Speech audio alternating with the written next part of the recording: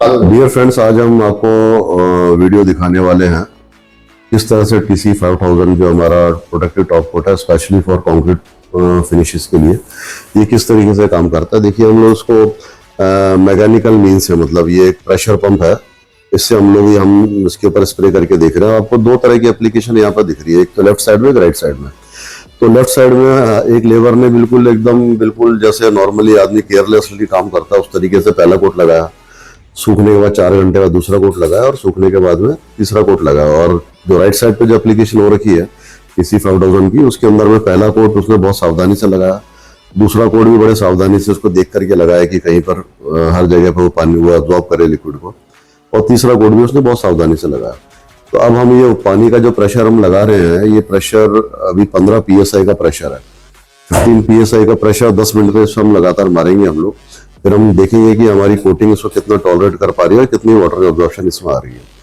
तो ये लगातार इसके ऊपर स्प्रे हो रहा है। 15 PSI का प्रेशर हालांकि बहुत होता है, जिससे हम लोग गाड़ियां धोते हैं, इस तरह का प्रेशर है।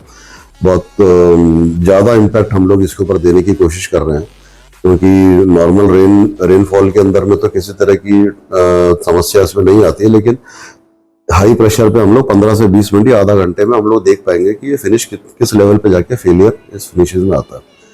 तो अब इसको ये लगा रहा है। आप देखिए, पहला कोट जो है वो दोनों तरफ का पीने लगा, आपको दिख रहा होगा हल्का हल्का सा ये डार्क हुआ है। ठीक है, तो तकरीबन अब इसके 10 मिनट पूरे होने वाले हैं। इस 10 मिनट के अंदर में आप देख पा रहे हैं कि पहला कोट जो है लगभग कुछ जगह से आ गया। अब हम इसका प्रेशर बढ़ा रहे हैं। ये प्रेशर हमने 20 PSI कर दिया। 20 PSI का प्रेशर काफी हैवी प्रेशर होता है, आप इसके सामने हाथ नहीं रख सकते, लगभग इतना तेज प्रेशर है। तो ये 20 PSI के प्रेशर से अब हम लोग उसको स्प्रे करेंगे पानी को, और इसके टॉप कोट की जो TC 5000 हमने लगा, इसके टॉलरेंस को देखेंगे हम लोग। एक्चुअली सबसे बड़ा रीजन क्या है कि पेंट लाइन में हमारे कुछ भी एक कोट या दो कोट में फाइनल नहीं होता है, क्योंकि हमारे को आंखों से नजर आता है कि हमें दूसरे कोट और लगाना है या हमारे को तीसरे कोट की जरूरत है। फिर इनफैक्ट ऐसे भी लगता है कि चौथा कोट भी हमको मारना पड़ेगा, क्योंकि विजिबल होता है वो। और सबसे ज्यादा जो केयरलेसनेस है, जो लापरवाही होती है, वो लापरवाही होती है प्रोटेक्टिव टॉप कोट्स में, जो कि क्लियर होते हैं।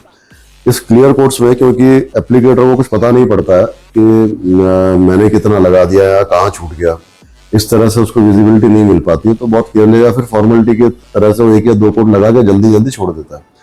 तो ऐसा नहीं करना। जब आप पहला कोट लगाते हैं, उसके 5-6 घंटे के इंटरवल के बाद में, 4 घंटे के इंटरवल के बाद में आप दूसरा कोट आप लगाते हो, तो आपको अपना आप दिखेगा सरफेस पानी एब्जॉर्ब कर रही है, लिक्विड को एब्जॉर्ब कर रही है, टॉप कोट को एब्जॉर्ब कर रहा है। तीसरा कोट जो होगा, जब आपको लगेगा कि पूरी तरह से वो कुछ एब्जॉर्प्शन तो नहीं हो पा रहा, लेकिन एक फिल्म फॉर्मिंग हो रही है, और उसकी वो जितना ज्यादा फिल्म फॉर्मेशन होगी, ड्राई फिल्म थिकनेस जितनी ज्यादा होगी, उतना वो प्रेशर को टॉलरेट करेगा। देखिए, अब हम लोग 10 मिनट बाद में हमारे इस प्रेशर को हम 25 PSI पे हम लोग लेकर के आ गए। 25 PSI का प्रेशर इतना तेज है कि इसके सामने हम हाथ नहीं सकते। अगर आपने हाथ रख दिया तो बहुत ज्यादा इरिटेट करेगा आपके हाथ में। अब आप देख सकते हैं कि ये 25 PSI के प्रेशर पर लगाते सेकंड कोट में भी हल्के हल्के आपको ब्लैक डॉट्स दिखने लग गए। आपको सेकंड कोट भी जो है धीरे धीरे एब्जॉर्ब करने लगा। अब हम लोग कॉन्स्टेंटली एक ही जगह पे हम लोग प्रेशर मार रहे हैं। पहले हम लोग वेरिड डायरेक्शन में सारे हर डायरेक्शन में पूरा 100% को कवर करने की कोशिश कर रहे थे, लेकिन हम लोगों ने ये जो 25 PSI का प्रेशर है, ये प्रेशर इतना तेज है कि अगर हम उसको किसी कंक्रीट वॉल पे अगर हम आधे घंटे तक लगा देंगे सीमेंटेड प्लास्टर के ऊपर में, तो इनफैक्ट वहां पर छेद भी हो सकता है। तो अभी ये 10 मिनट तक कांस्टेंट प्रेशर को, ये देखिए हाथ लगा रहे हैं, हाथ नहीं लगा पा रहे इसमें। अब ये कांस्टेंट प्रेशर हम स्पेसिफिकली एक ही डायरेक्शन में, एक ही जगह पे हम लोग इसको मार रहे हैं, और इस डायरेक्शन पे मैक्सिमम इम्पैक्ट जो है सारा वो एक ही डायरेक्शन में है। तो आप देख रहे हैं कि थर्ड कोट जो है बिल्कुल भी इसने कहीं से भी पानी को एब्जॉर्ब नहीं किया। सेकंड कोट दोनों जगह पे हल्का हल्का सा आप देख रहे हैं डैमेज हुआ है। वो डैमेज होने की वजह से जो उसकी जो फिल्म कोटिंग थी, वो कोटिंग डैमेज हो गई इस हाई प्रेशर में, और उसने वहां से एब्जॉर्ब करना स्टार्ट किया। अच्छा, आप क्योंकि अगर इसी पॉइंट से अगर मैं 2 घंटे इसको मारूंगा तो, या स्लो वाटर भी डालूंगा, तो जहां पर वो डैमेज हुई ना फिल्म, वहां से वो कॉन्स्टेंटली उसको एब्जॉर्ब करते वो क्या करेगा कि पूरे सब जगह में फैल जाएगा। इनफैक्ट टॉप कोट होने के बाद में भी ये पर्टिकुलर आप देख रहे हैं 2 mm का डॉट जो है, ये 2 mm का डॉट से 5-6 mm 10 mm 20 mm तक ये धीरे धीरे एब्जॉर्ब करता हुआ ये उसको बढ़ जाएगा, एरिया वाटर एब्जॉर्प्शन बढ़ जाएगी। तो थर्ड कोट जो है उसमें आप देख रहे हैं किसी तरह का इतना इम्पैक्ट उसने लिया, किसी तरह का वो डैमेज नहीं है। सेकंड कोट में भी 25 PSI का प्रेशर डालने के बाद में डैमेज हुआ है। इससे आपको समझ में आ गया होगा कि हमें जब भी प्रोटेक्टिव टॉप कोट लगाना है किसी भी तरह का हो, चाहे वो आपका 5000 हो, चाहे 500 हो, चाहे 1000 सॉल्वेंट बेस हो, आपको कम से कम 2 कोट हुई पूरी सावधानी से, और आपको उसके बाद तसल्ली करनी है कि किसी तरह का वाटर एब्जॉर्प्शन तो नहीं है उसके ऊपर में, और जरूरत पड़े कहीं लेबर की लापरवाही रहेगी और आपको लगा ये कहीं कहीं पर क्लॉटिंग आ रही है, आप जैसे देख पा रहे हैं पॉइंट्स आ रहे हैं हल्के हल्के से, तो आपको तीसरा कोट भी मारना ही पड़ेगा आपको। ये डिपेंड करता है, कई बार एटमॉस्फेरिक कंडीशन पे भी डिपेंड करता है, जो जहाँ की हैवी रेनफॉल है, जिन एरियाज में स्पेशली कोस्टल एरियाज हो गए या हिली एरियाज हो गए जहाँ पर ह्यूमिडिटी लेवल हमेशा हाई रहता है, वहां पर आपको उसको 3 कोट लगाने ही लगाने। नॉर्मल कंडीशंस में आप 2 कोट भी लगा सकते हो, जो हाई ट्रैफिक एरियाज है, पॉल्यूटेंट एरियाज है, डस्ट पिकअप रेजिस्टेंस आपको बहुत हाई लेवल की चाहिए, तो वहां पर भी आप इसको 3 कोट आपको लगाने ही लगाने, क्योंकि ये एक्सक्लूसिव कोटिंग है। आप इसके ऊपर अच्छे से टॉप कोट लगाए और इसको आपको जो लॉन्ग लास्टिंग प्रोडक्ट है, ये प्रोडक्टिव टॉप कोट अच्छे से लगाने के बाद ही अपनी परफॉर्मेंस को दे पाएगा। होपफुली आप समझ गए होंगे किस तरह से हमारे को उसको लगाना है, और प्रोडक्ट में किसी तरह का फेलियर नहीं है। Failure is only because of the application problem. Labour को अवेयरनेस नहीं है किस तरह से हमको लगाना और कितना लगाना है। डियर फ्रेंड्स, अभी हम लोगों ने वीडियो देखा किस तरीके से TC 5000 के ऊपर हम लोगों ने वाटर स्प्रे किया, वाटर कैनन से स्प्रे किया, और उसकी टॉलरेंस हमने देखी अगेंस्ट वाटर, पानी के सामने में। तो ये जो टॉप कोट्स होते हैं, ये सिंगल कोट एप्लीकेशन में कुछ भी नहीं होता। पेंटिंग लाइन का एक सीधा सा नियम है, जब आप ब्रश या रोलर से कोई प्रोडक्ट को लगाते हो तो आपको 2 से 3 कोट आपको लगाने ही लगाने हैं, मिनिमम 2, और बहुत ज्यादा आपको अच्छी तरह की टॉलरेंस चाहिए तो फिर आपको 3 कोट्स पे जाना पड़ेगा। तो डिपेंड करता है कि वहां पर एटमॉस्फेरिक कंडीशंस कैसी है। बहुत ज्यादा highly humid areas, coastal areas जहाँ पर रेनफॉल बहुत ज्यादा हैवी होता है, वहां पर 100% 3 कोट ही लगनी चाहिए।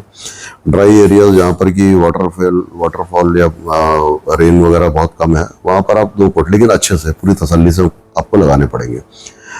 अब इस तरह के प्रोडक्टिव टॉप कोट्स लगाने के फायदे क्या है, क्योंकि TC 5000 का आपने देखा जो कि अनुमन मैट फिनिश में आता है, 500 है वो लिटिल ग्लॉसी है वाटर बेस में, 1000 जो है वो सॉल्वेंट बेस है और वो भी हाईली ग्लॉसी है। वो टॉप कोट्स बेसिकली जब सरफेस के ऊपर में ह्यूमिडिटी नहीं रहती है, मॉइस्चर नहीं रहता, वाटरप्रूफ सरफेस रहती है, तो फंगस वगैरह की ग्रो होने की इस तरह की पॉसिबिलिटीज बहुत कम हो जाती है। सिमिलरली अच्छे तरह का टॉप कोट लगाने के बाद में dust pickup resistance, water repellency, oil repellency, इस तरह की प्रॉपर्टीज आपको मिलती है। अनुमन जो ड्राई सरफेसेस होते हैं, जो कि गीले नहीं होते किसी भी कंडीशन में, जैसे ग्रेनाइट हो गया, आपके मेटालिक सरफेसेस हो गई, गाड़ियां हो गई आपकी, या मेटल की अदर तरह की सरफेसेस हो गई, है ना, आप देखेंगे ग्लासेस हो गए आपके, आप देखेंगे कभी इन पे फंगस आपको जमी हुई कभी नहीं दिखेगी आपको। और इसी तरह से सिमिलरली टॉप कोट लगा लेते हैं। टॉप कोट लगाने के बाद में जो सरफेस बनती है, जब 100% वाटरप्रूफ और बिल्कुल गीली नहीं होती सरफेस, तो उसके ऊपर किसी तरह का फंगस का एक्यूमुलेट होने का चांसेस लगभग खत्म हो जाता है।